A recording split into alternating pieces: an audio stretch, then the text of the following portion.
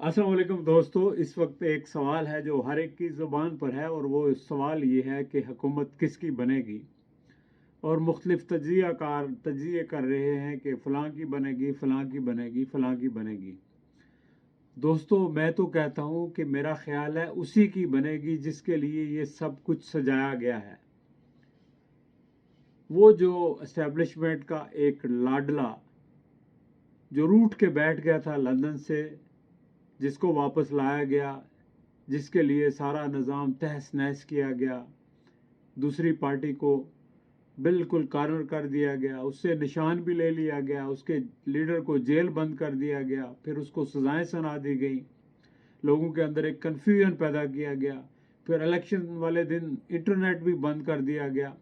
लेकिन इसके बावजूद जब लोगों की अक्सरियत ने बाहर निकल कर वोट दिया और इतलात के मुताबिक उस पार्टी को 2/3 मेजॉरिटी मिल रही थी, लेकिन अचानक रात को इलेक्शन रोक लिए गए और रोकने के बाद फिर जो कुछ हुआ उसके नतीजे दूसरे रोज़ आपके सामने आ गए। तो अब भी अगर आप कहते हैं कि ये हुकूमत किसकी बनेगी, तो हुकूमत जनाब असल में उन्हीं की होगी जिन्होंने ये सब कुछ किया है। लेकिन आगे मोरे और होंगे, और इस दफ़ा जो उनका मोरा है मियाँ नवाज शरीफ, मेरा ख्याल है वही होगा और वही हुकूमत बनाएंगे भी। और अगर लोग ये समझते हैं कि वो इक़्तिदार नहीं लेंगे और असूली तौर पर सीटें कम ली हैं तो वो विड्रॉ कर जाएंगे, बैकआउट कर जाएंगे, वापस चले जाएंगे, नहीं जनाब, ऐसा नहीं है। मियाँ साहब को आप नहीं जानते, जिस शख्सियत के ये मालिक हैं, जो इनका मतबा नज़र है, इनका मतबा नज़र सबसे पहले इक़्तिदार है, फिर उसके बाद पैसा है और फिर उसके बाद अपनी औलादें हैं। तो ज़ाहिर है जो आखिरी मौका उनको मिल रहा है तो उसको वो क्यों छोड़ेंगे। वो कोशिश करेंगे कि इस मौके से पूरा पूरा फ़ायदा वो उठाएं। अगर वो ना उठा सकें किसी वजह से, तो उसका फ़ायदा उनकी बेटी या उनके भाई या उनके भतीजों, उन्हीं के ख़ानदान को हो।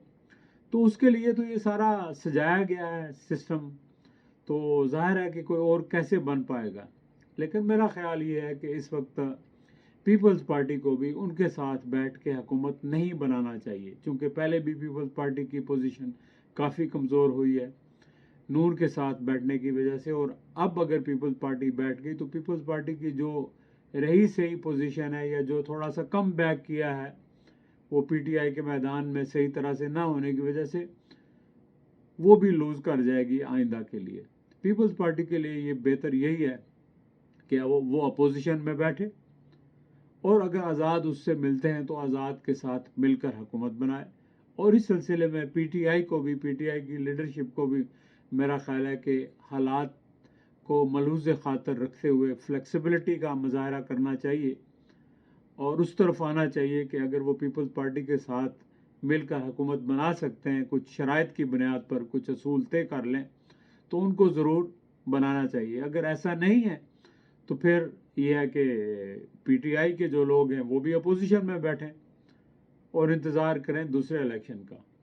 असूली तौर पर तो जो मैंडेट सामने आया है, इसके बाद ऐसा लगता है कि ये असम्बली अगर बन भी गई, अगर हलफ ले भी लिया लोगों ने, तो शायद 1 साल भी ना चले, क्योंकि मैंडेट वाजे नहीं है, किसी की कोई अक्सरियत नहीं है।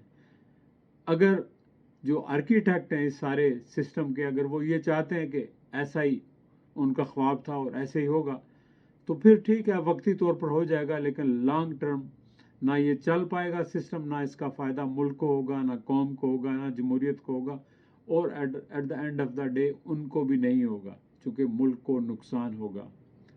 लिहाजा सबसे बेहतर बात तो यही है कि इन इंतखाबात को कलअदम करार दे दिया जाए और फिल फोर नए इंतखाबात कराए जाएँ, और वो इंतखाबात जो है उनमें पीटीआई को उसका निशान दिया जाए, पीटीआई के सारे लीडरों को रहा किया जाए, इमरान खान को रहा किया जाए, और एक फेयर जो है, जिसको कहते हैं ना लेवल प्लेइंग फील्ड, सबको दी जाए। और फिर जो इंतखाबात होंगे, उन इंतखाबात के के नतीजे में जो हुकूमत बनेगी वो अवाम की हुकूमत होगी, उस पर अवाम को एतमाद होगा, दुनिया को एतमाद होगा, और वो हुकूमत टफ फैसले भी कर सकेगी।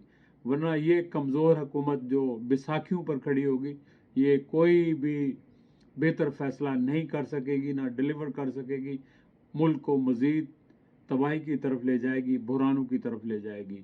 تو چلیں دوستو، اپنا خیال رکھیے گا، پھر انشاءاللہ آپ سے کسی اور وقت گفتگو ہوگی۔ خدا حافظ۔